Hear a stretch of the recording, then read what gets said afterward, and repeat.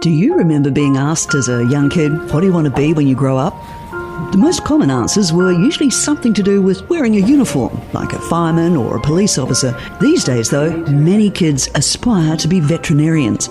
And yep, a uniform of sorts is all part of the job. So let's step through into surgery so you can see it says stop here, so not everyone in the hospital is allowed. But while playing surgery dress-ups was a lot of fun, seeing how some of the equipment works was obviously an eye-opener for some of these young visitors. Hi, welcome to the ARH. I'm Yasmina. I'm the imaging manager in this hospital and also a surgery nurse. So I get my hands on a bit of everything in the hospital, which keeps it quite exciting and adventurous. So this is a 64-slice cardiac CT, so it's really fine, it's really quick.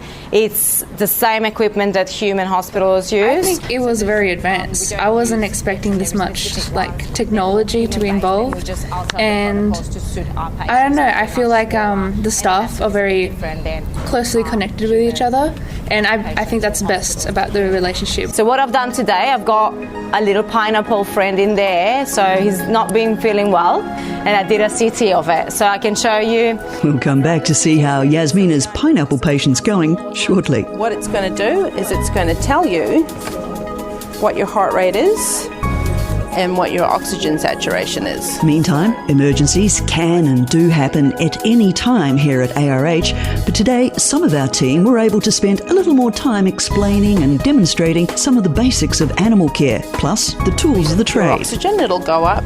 If I'm standing here at room air, it'll normally sit about 97, 98, 99.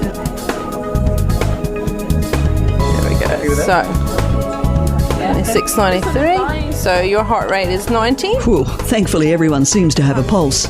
Now for some blood tests. Look at that, that's plain blood that I've just taken out of a dog about 10 minutes ago. So it's just normal blood as it'll see if you cut yourself, it just comes straight out like that. After putting in the centrifuge, it looks like that. So it's separated it. So we've got plasma on the top and the red blood cells have settled to the bottom. And while today wasn't the busiest day ever, we certainly did have one or two cases needing plenty of attention, like Mipsy the cat, who thankfully recovered from a nasty paralysis tick bite. She's at a point where she requires oxygen, but she doesn't require having to have assistance in breathing yet. Okay, so we can put her in here, keep her quiet, and hopefully that's enough for her. Other animals you'll actually need to assist breathing, and that's when we'll put them on the ventilator, and they'll actually be on a table like right here with a nurse on them and ventilating them just to get them through that paralysis. Okay. So how's that pineapple going, Yasmina? You can appreciate the chambers from the pineapple just like when you would slice the pineapple at home. Does it look that way? Yeah. Looks quite similar. Now you can make a 3D reconstruction of your patient as well. If you're interested in soft tissue, you can have it viewing it this way. With so many young kids interested in seeing what goes on in a large vet hospital like ARH, the Future Vet Kids Camp tours were done over 2 days by 2 different groups. So what did they think about it? I love the gruesome side of things. I'm not that scared of blood. I like the practical surgery and stuff. I find that interesting. Best and worst part of what you've seen so far? Best is getting the experience and seeing all the animals, and the worst is probably seeing them struggling in pain and witnessing all the hardship that they're going through. But with such a caring environment with the staff helping the animals along the way, learning and witnessing how it's been done. And the future?